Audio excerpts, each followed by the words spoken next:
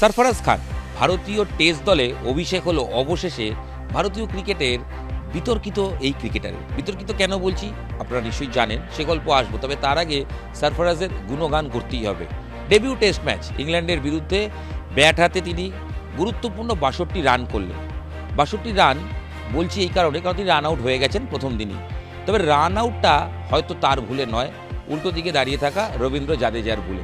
না হলে হয়তো যেভাবে সরফরাজ ব্যাট করছিলেন সেঞ্চুরিটা পেলেও পেতে পারতেন নিজের অভিষেক ম্যাচে। ভারতীয় ক্রিকেটের সাম্প্রতিক সময় সবচেয়ে বড় চর্চার নাম সরফরাজ খান। সরফরাজ খান সেই ক্রিকেটার যে মুম্বাইয়ের হয়ে ডোমেস্টিকে প্রত্যেক বছর রঞ্জি ট্রফিতে ঘরোয়া ক্রিকেটে একাধিক রান করেছে, রানের ঝুড়ি বলা যায়। ব্যাট হাতেই সরফরাজ রান করে গেছেন, কিন্তু কোনো দিনও ভারতীয় দলে ডাক পাচ্ছিলেন না।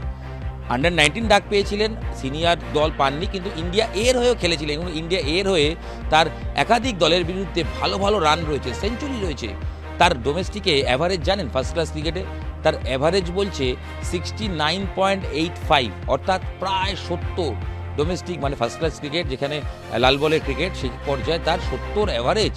হায়েস্ট রান 300 রয়েছে এবং 3000-এর বেশি রান করে ফেলেছেন। সেই সরফরাজ খানকে ভারতীয় দলে সুযোগ দেওয়া হচ্ছিল না। রঞ্জি ট্রফির হায়েস্ট রান গেটার হয়েছেন, তা সত্ত্বেও তাকে ডাকা হয়নি। কেন ডাকা হয়নি? বিভিন্ন সময় বলা হতো, কোনটাই প্রকাশ্যে নয় কিন্তু কানাঘুষো শোনা যেত ভারতীয় টিম ম্যানেজমেন্টের তরফ থেকে বা বোর্ডের তরফ থেকে, যে সরফরাজের ফিটনেস ইস্যু রয়েছে।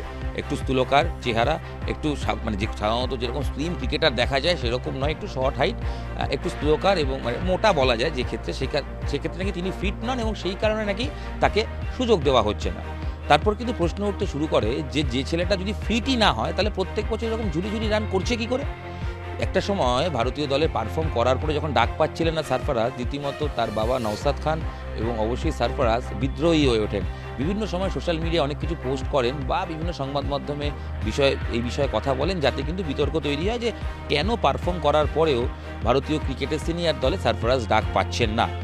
এই নিয়ে যতটাই বিতর্ক হোক, তারপরে কিন্তু সুনীল গাভাস্কার তিনি সরফরাজের পাশে দাঁড়ান এবং তিনি কিন্তু প্রকাশ্যে বলেছিলেন যে ছেলেটা প্রত্যেক বছর রান করছে সে যদি ফিট না থাকে তাহলে কেন রান করছে, আর যদি ফিট নাও থাকে সমস্যা নেই, যে এত রান করছে প্রত্যেকটা বছর ধারাবাহিকতার সঙ্গে তাকে অবশ্যই খেলানো উচিত। কারণ ফিটনেস থেকে যদি রান না করে, তার থেকে যদি ফিটনেস একটু কমও হয় তাহলে সে আরও বেশি রান করছে যখন, তাকে তো সুযোগ পাওয়া উচিত।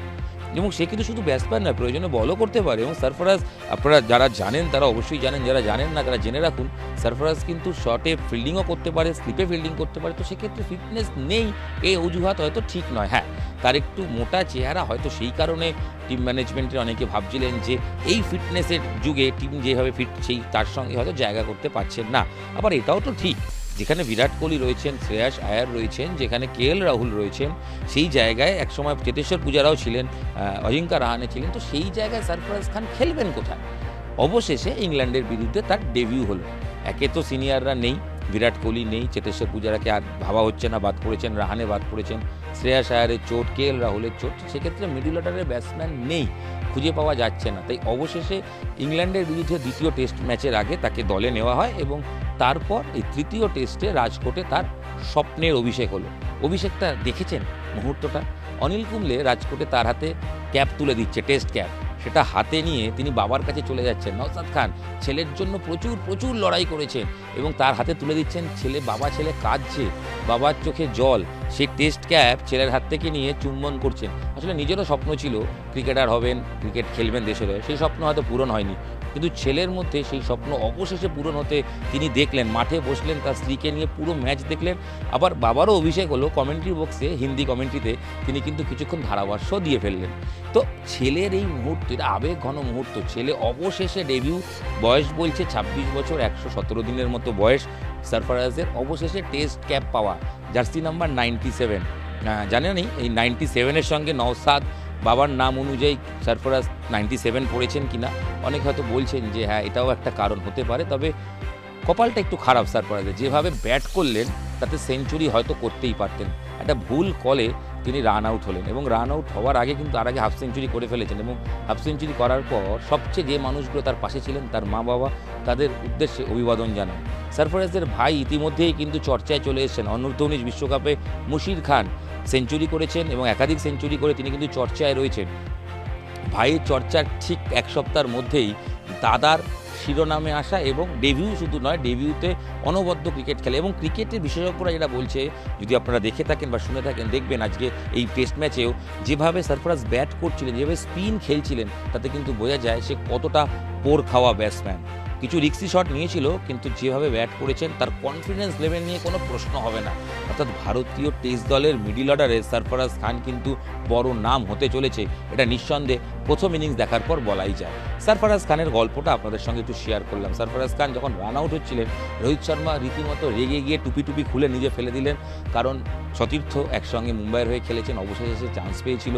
তার ব্যাটে হয়তো সেঞ্চুরিটা লেখা ছিল, কিন্তু রবীন্দ্র জাদেজার একটা ভুল কলে রান আউট না হলে হয়তো দিনের শেষে নট আউট থাকতেন, আর টেস্টের দ্বিতীয় দিন তিনি সেঞ্চুরিটা করেও ফেলতে পারতেন। এবং যেভাবে আত্মবিশ্বাসের সঙ্গে ব্যাট করছিলেন, বোঝা যাচ্ছিল সারফরাজ খান কিন্তু তৈরি হয়ে এসছেন। এবং ডোমেস্টিকে যারা খবর রাখেন খেলার, তারা সবাই জানেন সারফরাজ কিন্তু স্পিনের এগেনস্টে যথেষ্ট সফল বোলার। একটু শর্ট বলে প্রবলেম হয় ঠিকই, কিন্তু সেটাও নিশ্চয়ই মানিয়ে নেবেন। এবং ভারতীয় টেস্ট দলের হয়ে আগামী দিনে প্রচুর সারফরাজ ম্যাচ খেলবেন, এটা কিন্তু সবাই চাইছেন, আমরাও চাইছি। কারণ ভারতীয় মিডল অর্ডারে এই মুহূর্তে ভরসার একটা নাম দরকার, আর সেই ভরসার নাম যদি এই সারফরাজ খান হয়, তাহলে সবচেয়ে বেশি ক্রিকেট প্রেমীরা আনন্দিত হবে। নিউজ 18 বাংলা ডিজিটালে আপনাদের সঙ্গে আমি ইরন রায়বর্মন ছিলাম। সারফরাজ খানের একটু গল্প আপনাদের সঙ্গে শেয়ার করলাম। আপাতত এখানেই সারফরাজের গল্প, সারফরাজের ডেবিউর ঘটনা কী ঘটলো শেয়ার করলাম আপনাদের সঙ্গে নিউজ 18 বাংলা ডিজিটালে। আপনাদের সঙ্গে আমি ইরন রায়বর্মন ছিলাম। দেখা হচ্ছে অন্য ভিডিও নিয়ে। সঙ্গে থাকুন, দেখতে থাকুন নিউজ 18 বাংলা। শেয়ার করুন, লাইক করুন, সাবস্ক্রাইব করুন, আর খেলার খবর যে কোনো সময় এই মুঠোফোনে আমার মাধ্যমেই দেখুন। ধন্যবাদ।